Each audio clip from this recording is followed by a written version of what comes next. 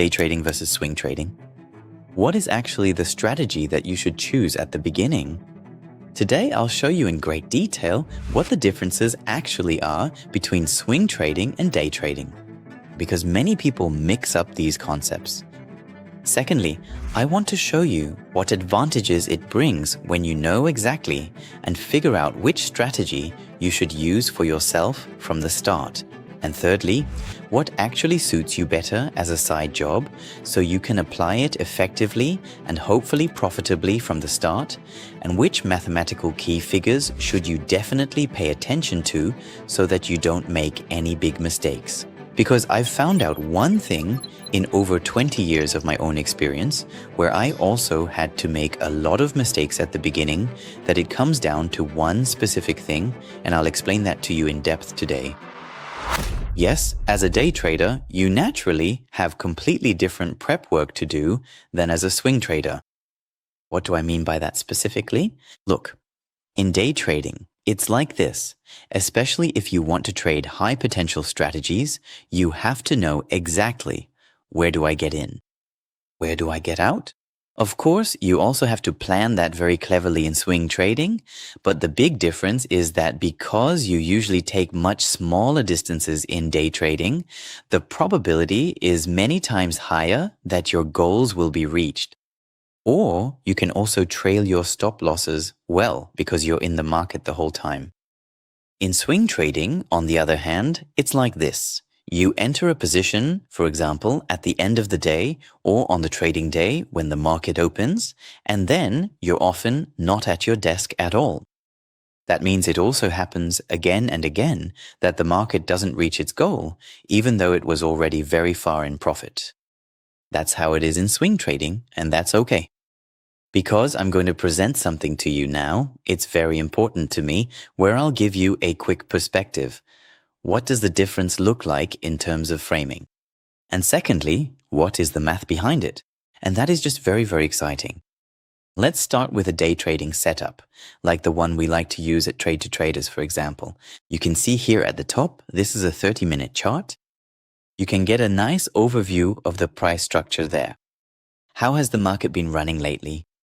And then I always like to look, where am I right now, yeah? Here I see immediately, I'm currently somehow right in the middle of the second downward wave. That's the first piece of information I get.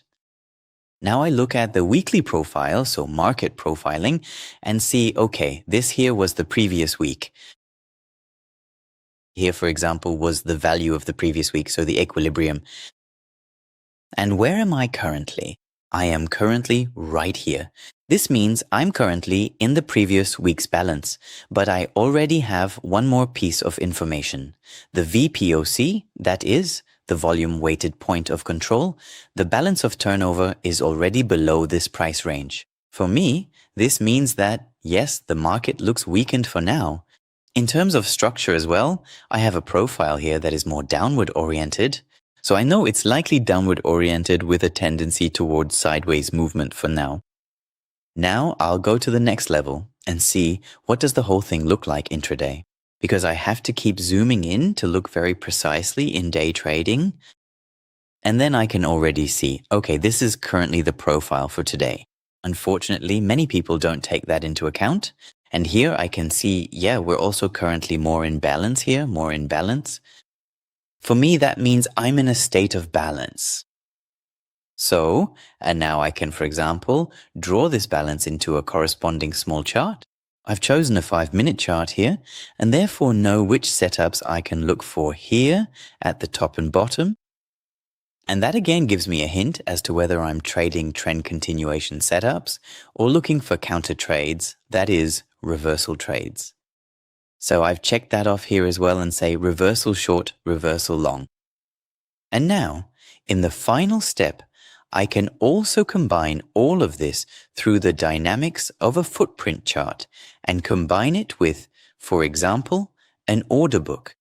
This means I can see when the market comes up here, what does it look like in terms of turnover? Is there still liquidity up there or not? And what about the overall market speed? Once I have carefully checked that off my list, I can say with confidence that, of course, there is a much higher probability that I am actually right with my trade for the time being. It really gives me a lot more peace of mind to see all those factors aligning perfectly before I commit. What else do I get from this? Naturally, relatively small stop losses that I set based on the setups and depending on the structure, also quite good risk-reward ratios. And that is precisely one way we choose in day trading.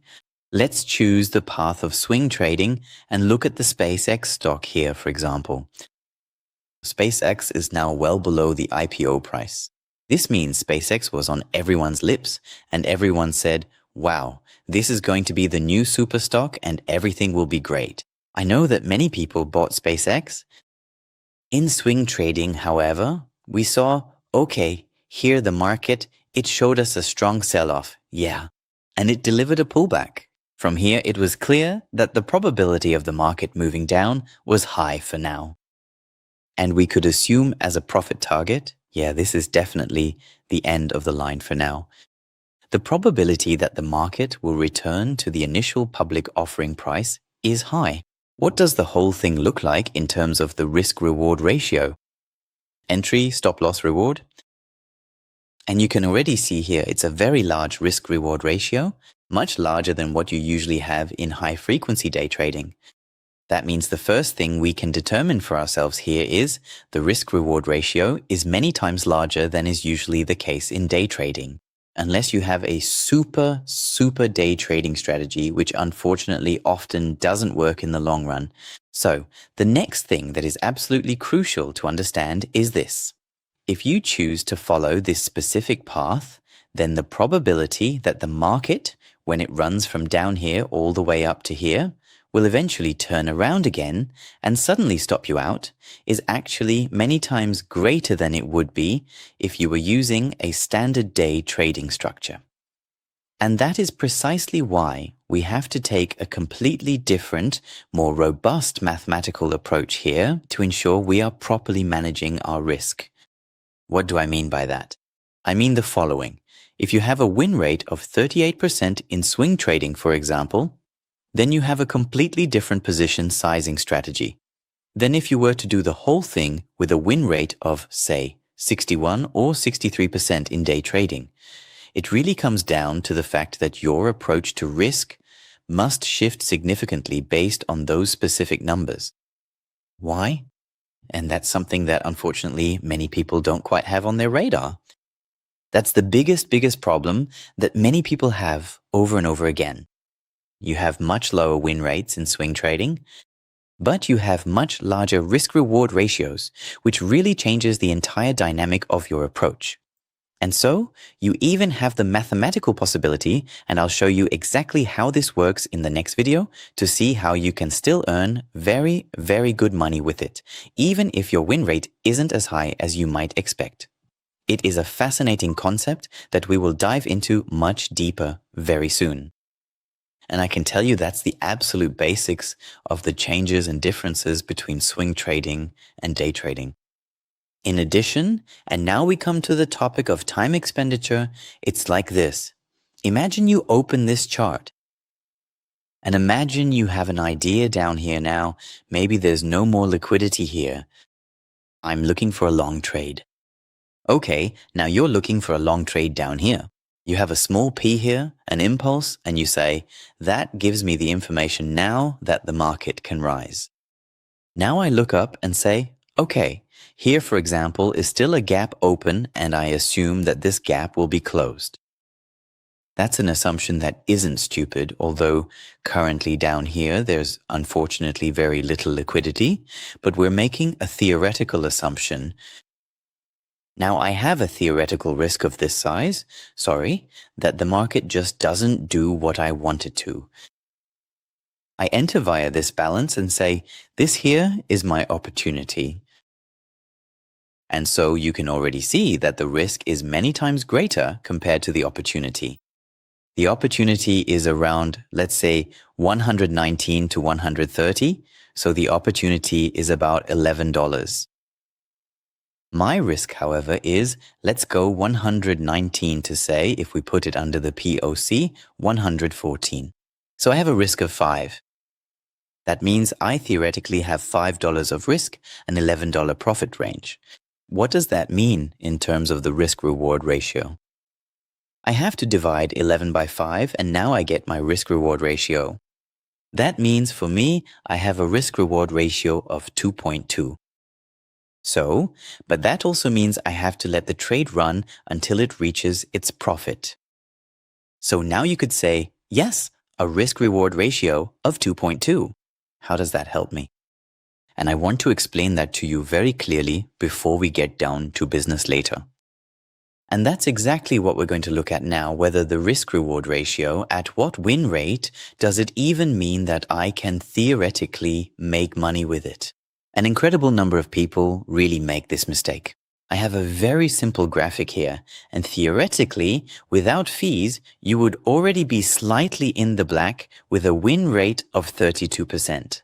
That means if you're only right every third time with your approach, you would theoretically already be making money. If you had a win rate in swing trading of, for example, 50% with an average risk-reward ratio of 2.2, then you already have 0.6 R per trade. That is really, really strong. That means there are two things you can tweak to get better. Either you manage to successfully increase these stretches here, these specific winning stretches here, simply because you have fundamentally different assumptions about the market. It really comes down to those core assumptions. That's one. The second possibility is to work on your setup so that your stop loss becomes smaller. What happens then? And that is really the huge difference here. You no longer have to worry about dealing with consistently low hit rates, because you will then also be able to earn a significant amount of money, even in those instances where you are often not right. It completely changes the game. And in swing trading, you can then plan your entries with very simple concepts, and that is of course much easier than if you have to be highly focused in high-frequency day trading, always at the market. For example, you can theoretically place your orders via end-of-day analyses. When you see, yes, I have a clear idea, I have a clear indication that the market is now initiating a movement up or down, it doesn't matter. And above all, I have a very clearly defined target area. And if you do that, it's of course much, much easier than if you go very, very, very deep into trading. I will explain the mathematics to you in much more detail in another video, but it was important to me first to show the difference. That also means, of course, you have to see, if you only have a little time after work, for example, isn't this model in swing trading the approach that works much more efficiently for you? Even if you're not right as often and have lower hit rates, you need much less time and can therefore pick out many more good trades in the markets. You just have to filter them a bit. And then you can relatively easily, get into implementation with that. And that's what I wish for you, because that's a path that is simply very effective. I hope that helped you. It was presented very rudimentarily and very simply, but it should open your eyes a little bit. It's not always about having high hit rates and always being right, but it's about having mathematical advantages and having a clear concept that you can apply in swing trading. Or if you're the frequent day trader, you can, of course, also build a mixture of that. Have fun with it.